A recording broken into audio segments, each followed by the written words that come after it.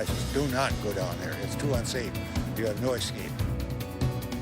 Damage assessments are underway in Sauk County as people learn how much cleanup work they have ahead of them. And that leftover floodwater is having an impact on our pets. Learn how you can protect your dogs from bacteria during walks and trips to area parks. I think it starts with me, and it starts with a conversation. The power of words. One woman's push to normalize conversations about suicide and mental health. This is News 3 at 6.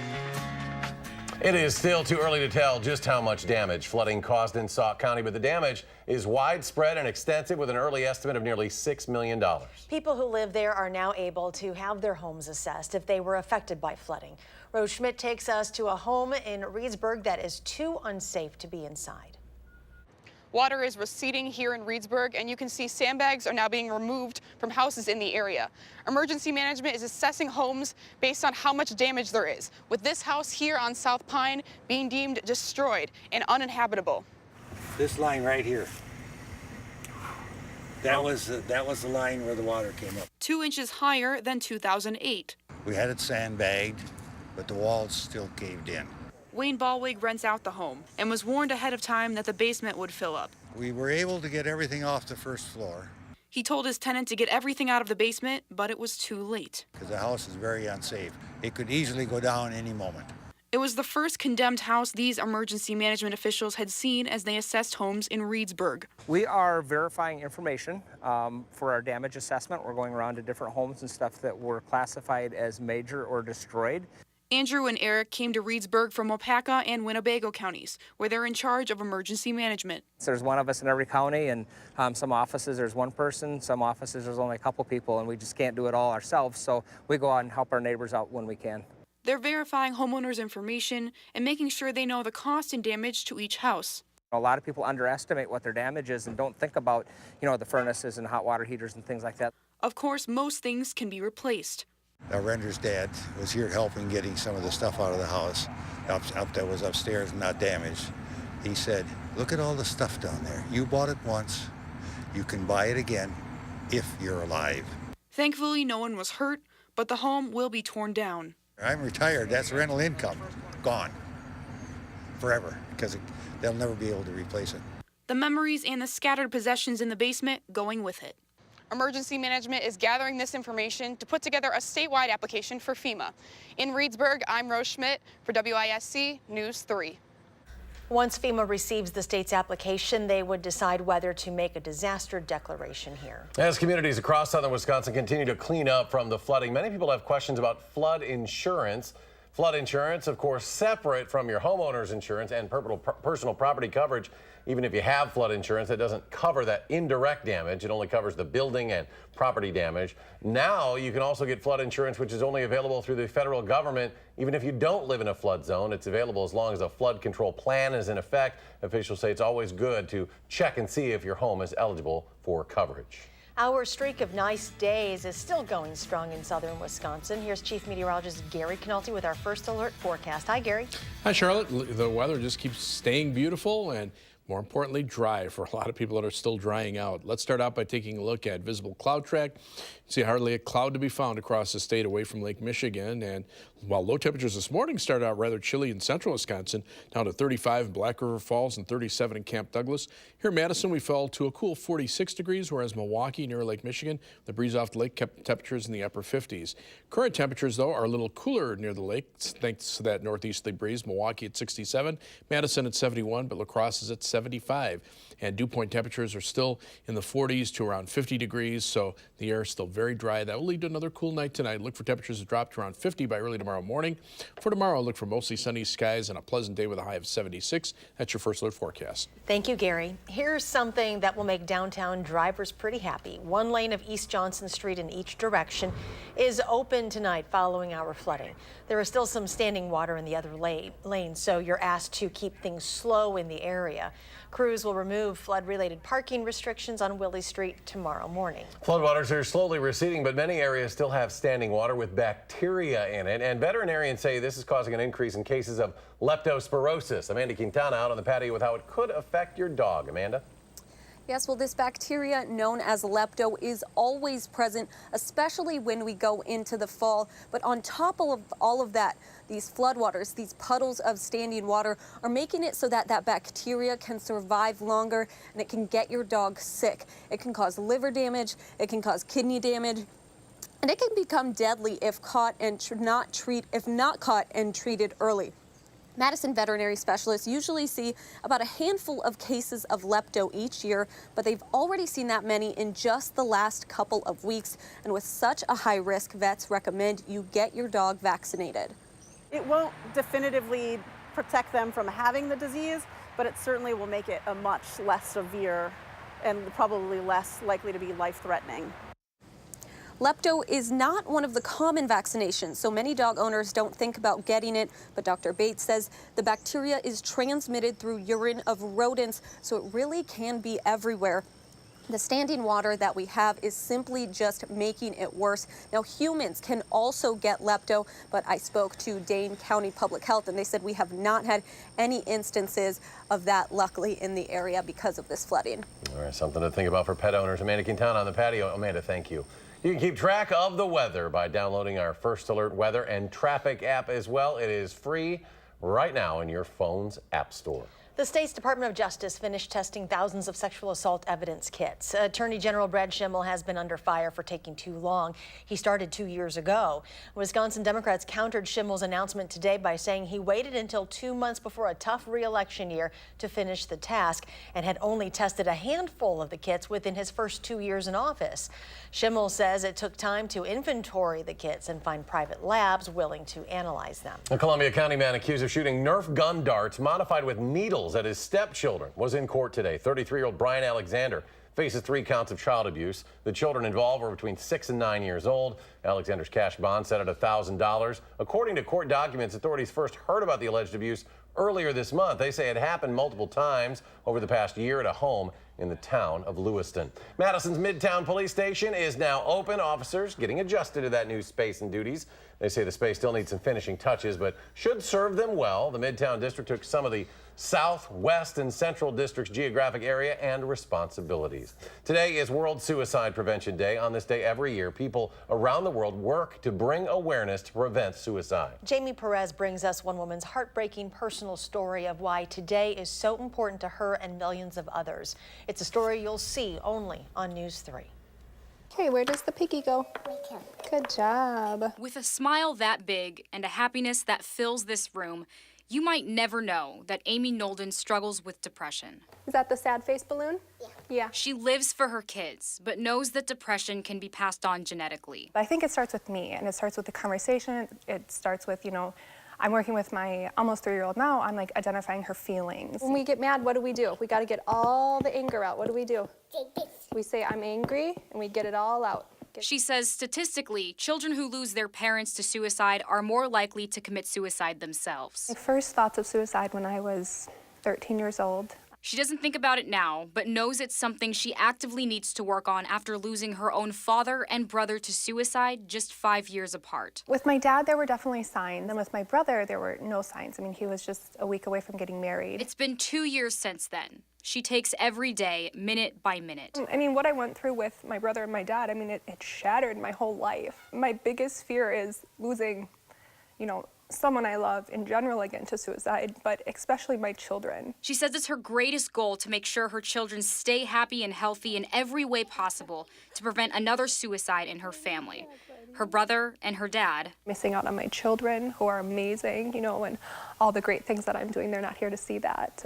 I think that's what hurts me the most. The worst we can do on this day, or any day, is not say anything about this. Amy says she wants to help beyond the extent of her family. And to go back to school and get my master's in counseling, and then I would like to work really closely with suicide prevention. Amy still struggles with bad thoughts sometimes. She says it just happens. But for her, self-care is her top goal, as well as reaching out to others. Reach out to somebody and ask how their day is, ask how they're doing. If you know they're struggling, ask, how can I help you? That really is the biggest measure that we can take to help the people we love. In Marshall, Jamie Perez, WISC News 3. You are not alone. No matter what problems you are dealing with, you can find help and support by calling the National Suicide Prevention Lifeline. That number, 1-800-273-8255. We'll be right back.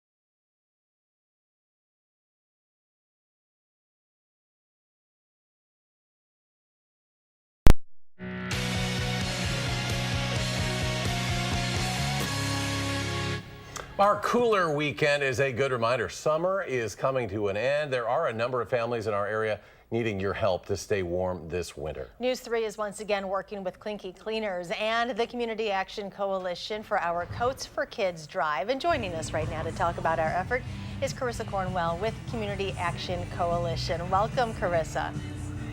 Hi. Hi. Wondering, tell us, how important is this winter clothing drive for the community? It's very important. Depending on what type of winter we get, it could be really cold, and oftentimes children won't have coats that fit them for this coming season. All right, Carissa, now we know every year when I go out there and we give out the coats, it's amazing the quality of stuff that is available. You know, people that their kids just outgrow stuff so quick. It's really good stuff. What are some of the things that generally you want people to donate? We need kids' coats, more so than adult coats. We definitely do get a lot of adult coats, but kids' coats are most important. Carissa, when you say kids, can you verify an age, like babies, toddlers, teenagers? Anything from babies up until teenagers, and we always have a huge demand for snow pants. Oh, that's a good one too. Yeah. And mittens and all the little hats. things too. Right. That's a big part of it. Now I know that Clinky's is a great partner in this as well. They get these coats cleaned, these gently used items. Do we know yet when the distribution dates are yet? I know some of these details are still being worked out. Yes, we will start the distribution on October 16th, and we will do that until November 8th. And how do families who are interested in getting some winter gear, how do they sign up for this? Well, they do have to qualify as low income, and they will have to come in and fill out a little bit of paperwork, and then they will be able to get a coat for each person in their household. All right, Carissa Cornwell, it's always great to partner with you guys as well as our friends at Clinky to get all these coats ready for all those families. We appreciate your time today. Thank you. And we'll start those collections going too and get those coats going. All right. Join us as we relive last night's historic win for the Green Bay Packers. We are going to hear from head coach Mike McCarthy and Aaron Rodgers in just a few minutes. And in weather, look for quiet and pleasant weather to continue for the rest of this week and through the weekend as well. I'll have your first alert forecast in just a few minutes.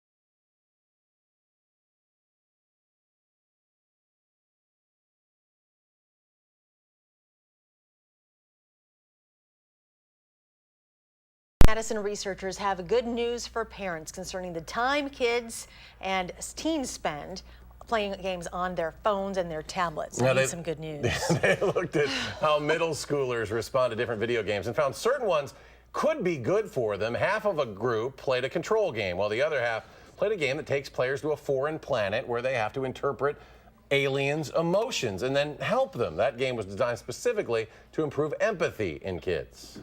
These kinds of social and emotional skills at this age of life are better predictors of long-term adult success in life than grades, IQ, and standardized test scores all put together.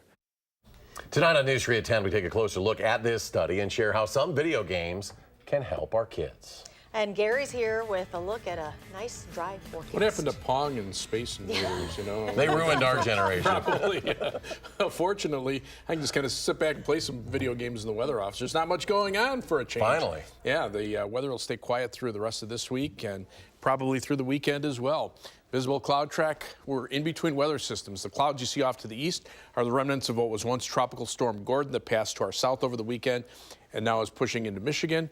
To our west, there's a very weak cold front, which is kind of being hung up here. It's actually not really even a cold front. It's more of a trough of low pressure, generating a few clouds, but no precipitation. Live view from the Queen Bee Radio Skycam at Platteville showing the clear skies there. The WISC Skycam also showing mostly sunny skies looking out toward the west. And the Edgewater Skycam in downtown Madison. It's pretty quiet out there, too. There's the Capitol, and not a cloud to be found. As we check out the almanac for today, it got chilly this morning. Our low temperature dropped to 46, high temperature 72, just a little bit below normal. And right now we're at 71 degrees. Skies are sunny. The air is calm, and the dew point temperature very comfortable in the upper 40s. Looks like temperatures will drop to around 50 by early tomorrow morning. So look at tropical weather track. This is Hurricane Florence. Top winds right now, according to the National Hurricane Center, are about 140 miles per hour. So that's a strong Category 4 hurricane moving to the west-northwest at 13 miles per hour. Forecast path takes it in a west-northwest northwesterly direction. Borderline Category 5 hurricane, keeping it as a strong Category 4 and maybe close to high-end Category 3, depending on some of the computer models, but bringing it most likely into North Carolina. Now, it could really fall anywhere from South Carolina northward to as far north as Washington, D.C., but most of the main computer models now have it heading more toward North Carolina, and then just kind of moving inland and just sitting and spinning, bringing strong winds, but also heavy amounts of rain along the East Coast. Notice out ahead of it, though, nothing going on around here. What will basically happen is it'll pull up a lot of air, have it flow northward, and then fall and basically dry out across the Midwest, and that'll keep our weather pretty quiet. So as you look at weather track, you can see a high pressure system already starting to form here and just kind of blocks the weather patterns. And look at how large that high pressure is, not only near the ground but also aloft. So that will keep our weather quiet all the way into the weekend as Florence impacts the East Coast and maybe parts of the southeastern part of the country. But this high pressure system is in control of our weather and will be for at least the next several days. Temperatures are very comfortable, 60s and 70s here. Some 80s showing up out to the west of us, and it looks like we'll see our temperatures warm up by a degree or two each day. 50 for the overnight low temperature with mostly clear skies and a comfortable night. High temperature tomorrow at 76 under mostly sunny skies. On future track, look for clear skies tonight. Temperatures dropping to around 50 by tomorrow morning. Look for a high temperature tomorrow of around 76 with mostly sunny skies, winds out of the south.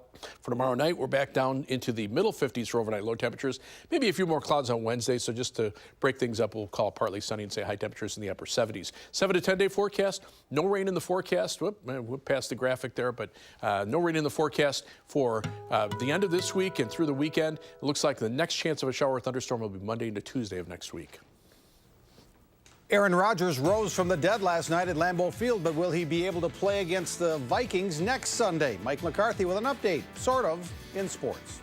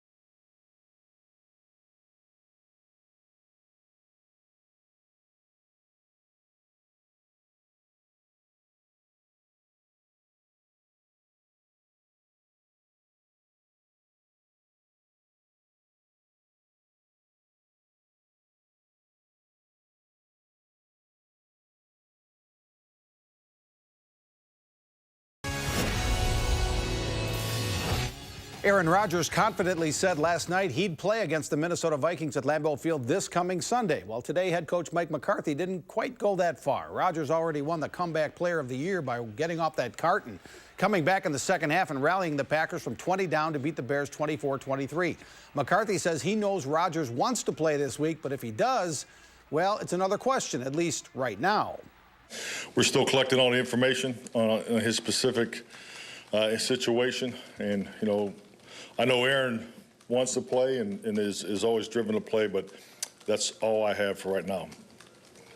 Mike, when will that collection process be concluded? We're working on it. That's all I have for right now. I mean, if the next 4 questions are going to be the same, I mean, just ditto the answer. I mean, really, we are where we are. Now, what Rodgers did last night was historic, remarkable, incredible, any adjective you'd like to put on it. Quite simply, it's something the likes you may never see again. But then again, it was Aaron Rodgers. But even for Aaron Rodgers, it was really something. Once I realized, like I said, it wasn't going to be, I wasn't going to injure it anymore if I went back out there, and realized I could put a little bit of weight on it. I just figured the adrenaline would kick in, and playing behind Brett Favre for 3 years, you realize you got to be tough to play this position. The Badger football team faces BYU at Camp Randall Saturday afternoon at 2:30. They'll get one of their top wide receivers back. Danny Davis has completed his 2-game suspension. He's expected to be back in the lineup for Wisconsin. Paul Chryst says the fact that Davis has been able to practice during the suspension will really help from a football sense. And Chryst says Davis has served his time. He's a guy that's played in games before and made plays, and so I think that he gives you some depth, and certainly he's different than any of the receivers we're playing with right now. As far as Danny, suspension is served, and he'll be ready to go. The Badgers' September 22nd game at Iowa will have a very late start. It'll be a 7:30 p.m. kickoff that Saturday night when the Badgers meet the Hawkeyes. The game will be televised on Fox. The Prep Mania Game of the Week takes us back to the Big 8 Conference. Every game's a big one now, and that's what Sun Prairie at Verona is all about. We're live from Curtis Jones Field, Friday night, 7 o'clock, TVW and Channel3000.com. In golf, the BMW Championship went to Monday because of bad weather. In a playoff, Justin Rhodes needs this short putt to stay in it. Oh, but he missed it. So Keegan Bradley gets the win, but don't feel too badly for Rose. He didn't win the tournament, but he does become the world's #1 ranked player. Tiger Woods tied for 6th in the tournament, 3 shots out of the playoff. And Matt Kenseth almost won the NASCAR race at the Indianapolis Motor Speedway today, but watch the jack on the left side of the car. Ooh, it took forever to get that thing back on the track. Kenseth, who actually won the 2nd stage of that race, finished 12th. Brad Keselowski won the NASCAR at the Brickyard race today. So if Aaron Rodgers is like lifting up the left side of that car, they'd have no problem. He's kind of a NASCAR guy now, right? He saw Danica last night. The former NASCAR star, Danica Patrick, was up in the booth. Yeah, some nervous moments for her last night, it appeared. Final check with Gary. No nervous moments in this weather forecast. Look at the temperatures right now. Right around 70 degrees, and the forecast just as nice. Mid-70s for tomorrow, upper 70s Wednesday. We'll just, can't change the temperatures by a degree or 2 each day just to make it interesting, but quiet through early next week. Thanks for joining us. Have a great evening. We'll see you back here at 10.